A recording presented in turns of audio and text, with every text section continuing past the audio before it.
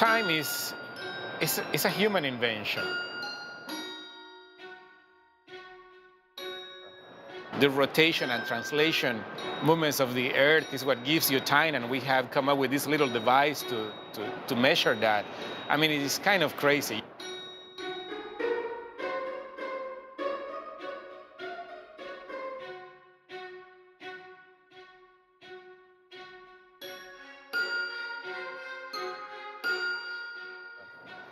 You know, everybody relates to a watch because it tells time. And time is what connects us, you know.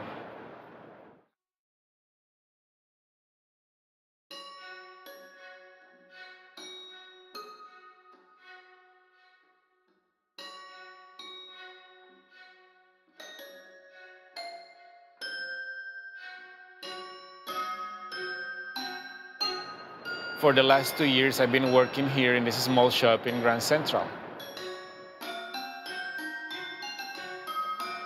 It's more art than work, really. And for any kind of art, you see, you need a quiet place to do it.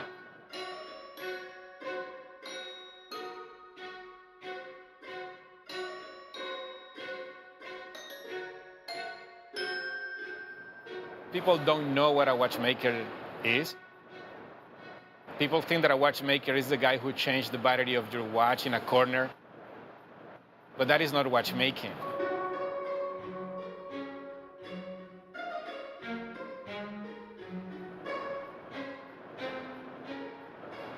I was born originally in Honduras, and I relocated to New York 11 years ago. I didn't know I would fix watches here when I came here. I was doing whatever was available because you had to survive. And I hadn't fixed watches for a while, although I did that when I was a little kid in Honduras.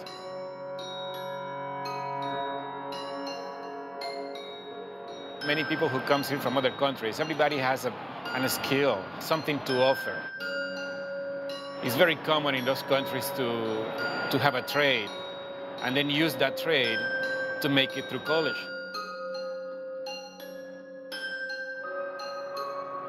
We don't have schools for this. You gotta go the old-fashioned way. You gotta find an old master who would be willing to take you under his wing and train you.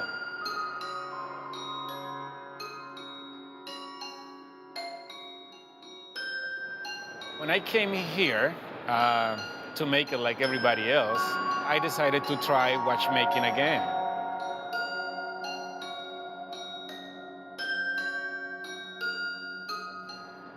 If you see a watch inside that you have, it's so small, some little things. Nowadays, we have so much technology to make those little parts. But 100 years ago, there were people making those little screws and those little things by hand. You know, everything is beautiful inside. And you see some watches, it's closed, the back is sealed. You cannot see what is inside.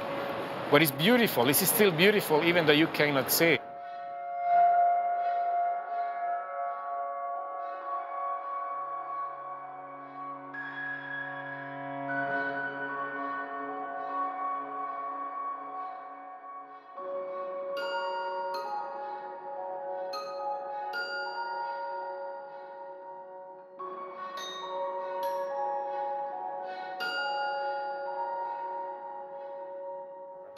When you're working on a watch, after a couple hours, sometimes you need a break.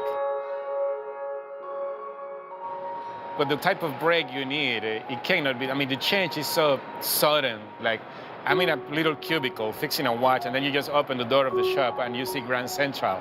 It's like too much, you know? It should be more gradual, I guess.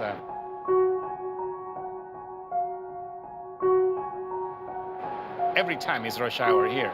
I never see quiet time.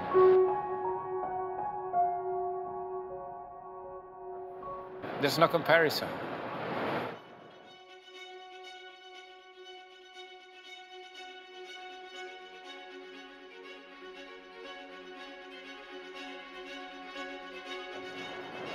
Just imagine being in a very loud place 24/7, you know?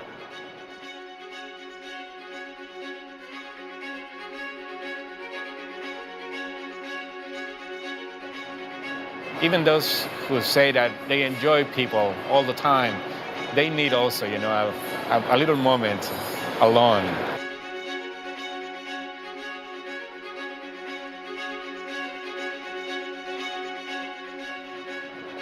Everybody does.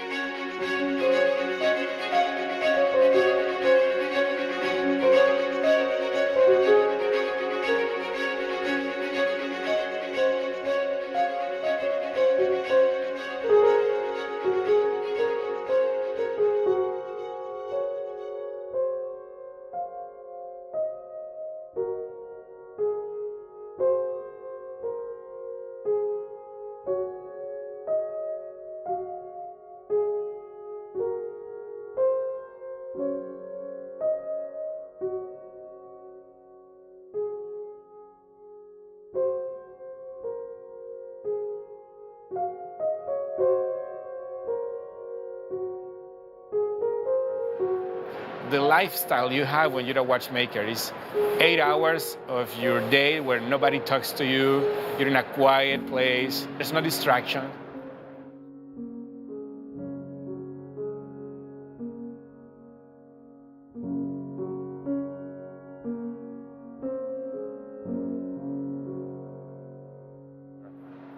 You cannot leave fingerprints inside a watch. You cannot leave any speck of dust. You cannot scratch the movement. It's a spring loaded. It's a little spring what really gives all this power inside this little movement to move. There's no electronics or anything. It's a little mechanical device.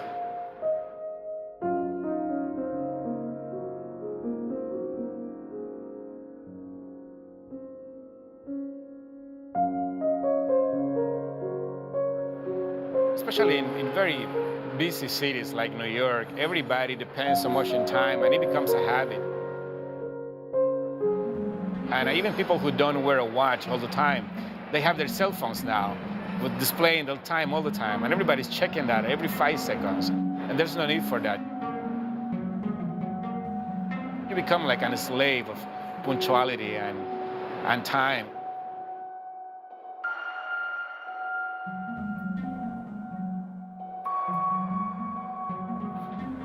You're staring at your watch all the time, and then you realize you have nothing to do and no place to go.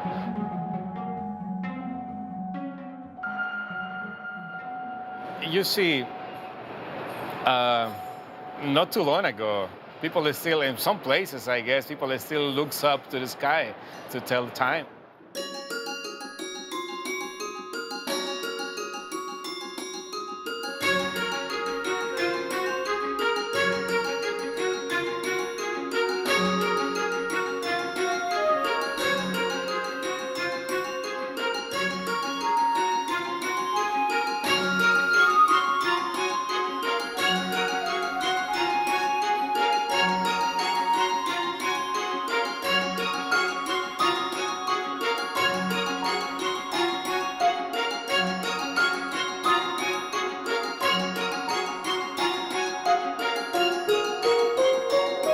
Sometimes I try to forget about it. I don't even wear a watch. I need the time maybe 3 times a day when I wake up and to know that I gotta be at work at 8 o'clock in the morning. And when it's time to leave, the rest I'll try just to live freely.